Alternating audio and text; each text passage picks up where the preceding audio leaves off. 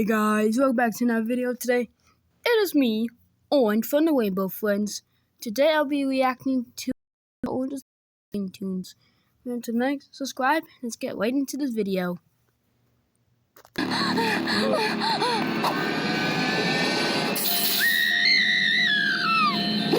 bell you're hearing? That means it's supper time, and boy, am I hungry. The name's Orange, or at least that's what they call me now. My real name is long forgotten, just like everything else about who I was before. I'm a whole nother animal now, except for one thing. My hunger remains. It all started not too long ago. Back then, I was big, powerful, but scared out of my wits. I was deceived by a lie, a promise. And now I found myself running for my life. I flew past the corner and found a box to hide in. Hey, buddy, where are you? Don't you want to be our friend?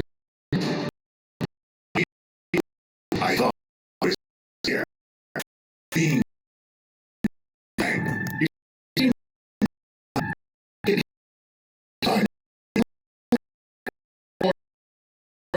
right off.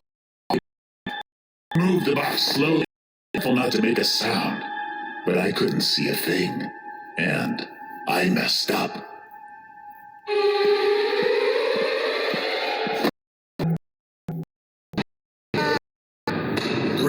Grabbed me and brought me back to the lab. Green was a dutiful servant. To him, the man in charge. He smiled at me, and I could tell then and there that he was pure evil. They tossed me in a machine, and as the motors whirred and the sparks flew, my body was full and stretched in every which way. The last thing I remember was a very bright light.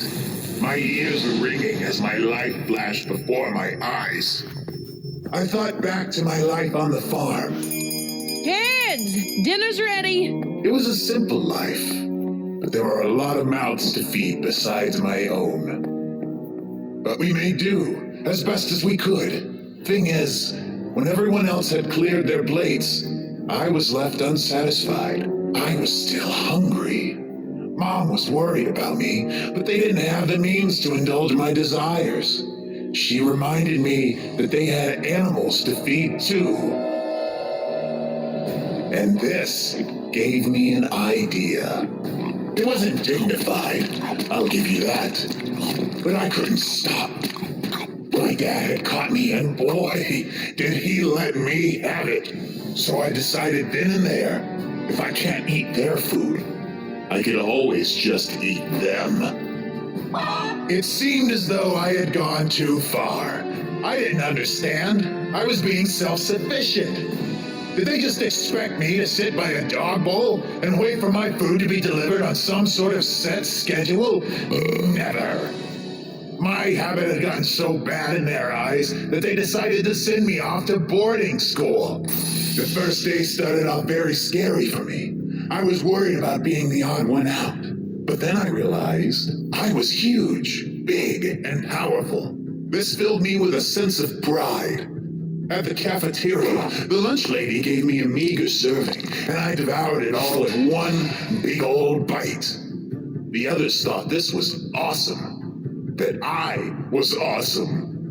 Those guys offered up their own lunches just to watch the spectacle, and I happily obliged. Downing tray after tray, there was no rule against sharing, you see. It went against the values of the school. But I don't think the teachers liked this little loophole. But whether they were happy, I couldn't care less, because this was the happiest I had ever been. Until I found out the truth. I thought they liked me for who I was.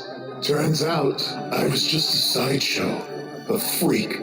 They threw out names like Hungry Hungry Hippo and the Trash Compactor. I had considered my gift to be something special about me, but turns out everyone else thought it was just plain weird. Except, perhaps, for one girl. She was really nice. In fact, she even offered to help me change my ways. She showed me all sorts of stuff. Salads, jogging, diet shakes, yoga, herbal tea, swimming. I hated them all. It was the absolute worst and went against my entire nature.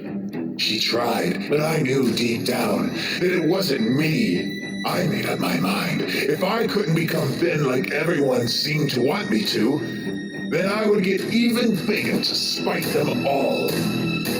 I went on a quest that day to become the world's largest man. My family held a hot dog eating contest at the farm. I sweat so hard that they had to travel 15 miles just to pick up more dogs. And it didn't stop there. News of my decisive victory spread throughout the paper. People wanted to watch me perfect my craft. I went from show to show, and I creamed them all. Anyways, throughout it all, the same girl tagged along. She, despite her best efforts to change me, really cared about me deep down. It felt so good to be loved by someone for who I was. As I won more and more competitions, I became something of a celebrity. I was on the top of the world, and at last I had done it. I was officially the world's largest man, and I felt good. One day, I got a phone call from the family that sent me away all those years ago. Hello, honey. Your father and I saw you on the television again. You look happy. But, son, you're not healthy. What do you mean? Please, come home. No. We can help you work through your issues. No. We love you. I couldn't believe what I was hearing. I thought they might have called to beg me for money, sure, but this? What issues? I was fine. I was famous and big. My friends saw me go off on my mother in a fit of rage. I really let her have it. This was the final straw. She told me that she didn't like what I was turning into, that the fame had gotten to my head, that I was becoming a monster. I showed her the door, and as she cried her tearful goodbye, I was already on the phone again, ordering myself a pizza.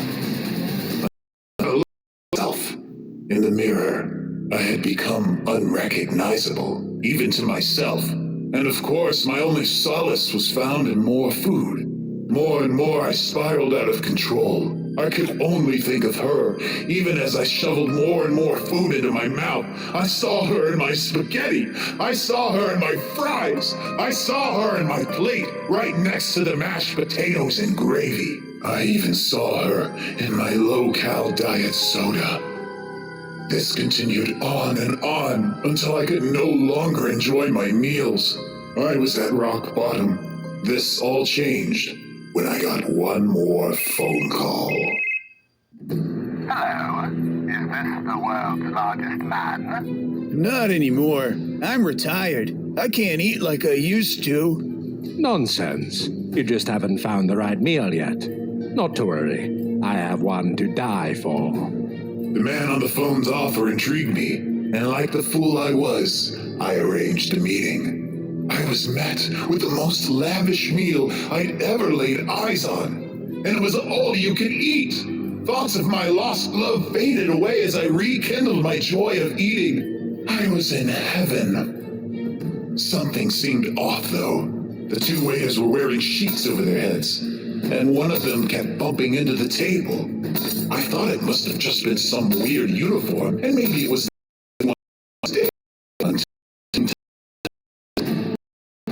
Your friend, because now it's time for your final treat.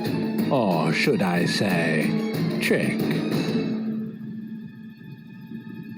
The waiters came to the side of the man and took off their coverings. Before me stood two of the scariest things I'd ever laid eyes on.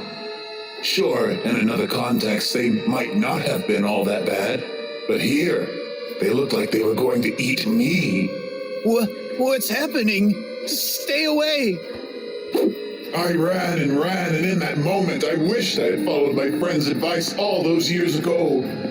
I was found by green, put into the man's machine, and turned into orange, the newest rainbow friend.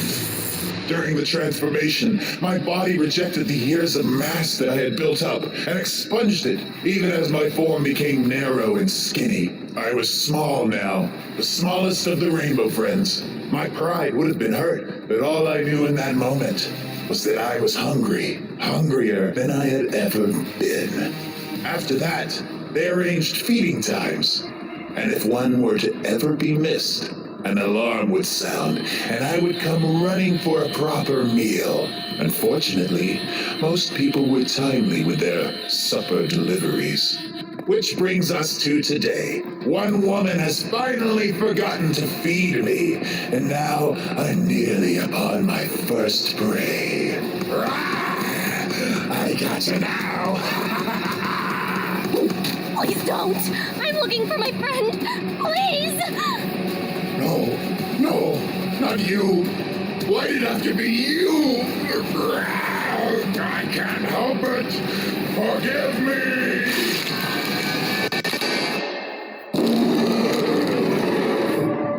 So, now's my sad origin story. Did you like it?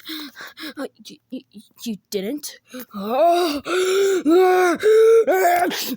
get away from the camera! No! Get away, Blue! No!